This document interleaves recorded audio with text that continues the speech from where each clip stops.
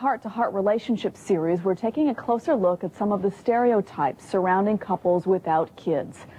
Laura Carroll is the author of a book on this subject, and she joins us as well. What is the typical reason that couples decide not to have kids?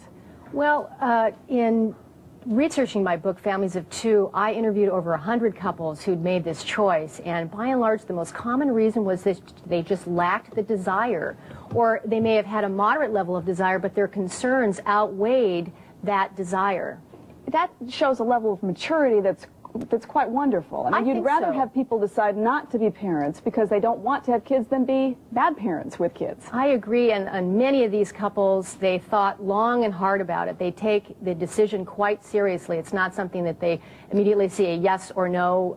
Most of them really do look at all of the angles of the decision. There are some not so terribly flattering stereotypes about couples who don't have kids in your book. Let's talk about a few of them. The first is that they're selfish, they're immature, they dislike kids.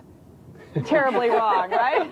All three counts. Hopefully we don't terribly dislike kids, because that would be a bad thing in our profession. Yeah. Laura, describe those. Well, first on the selfish issue, it is something that comes up quite commonly, and I think the couples, they tend to think that that's what people think about them.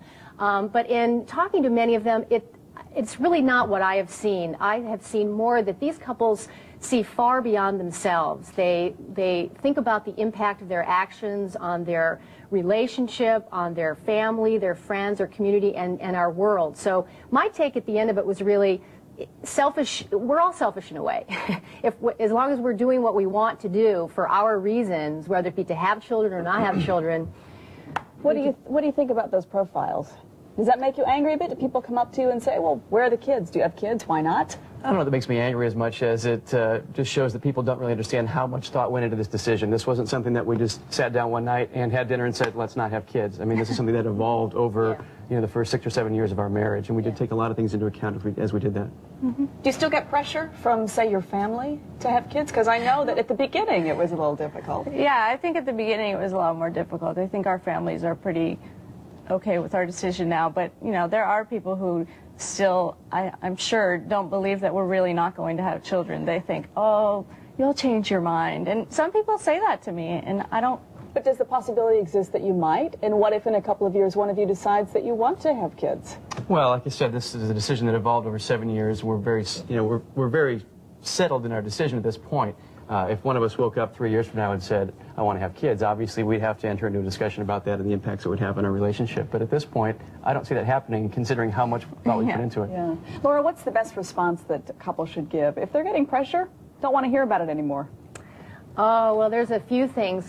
First, I think it's really important to seek mutual understanding. So, for example, as the couple, be really clear about your reasons and be very open and truthful about them with your family and your friends, and also be choosy, possibly, about who you decide to tell what.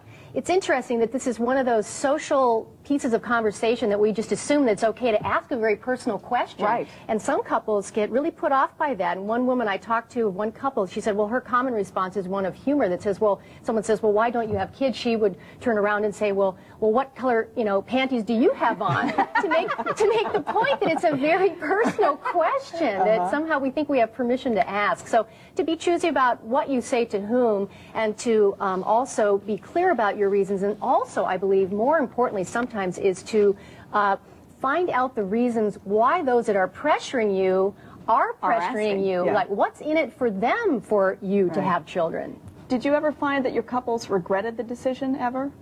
I didn't speak to one couple that spoke about regrets about not having children. They spoke more to the regrets they might have had they had children. You probably agree. We do. Yes. Very nice to have you all, Jeff and Aaron Bjorn and Laura Carroll. The book is Families of Two. Yes. Thanks all very much. Thank you. Thank you.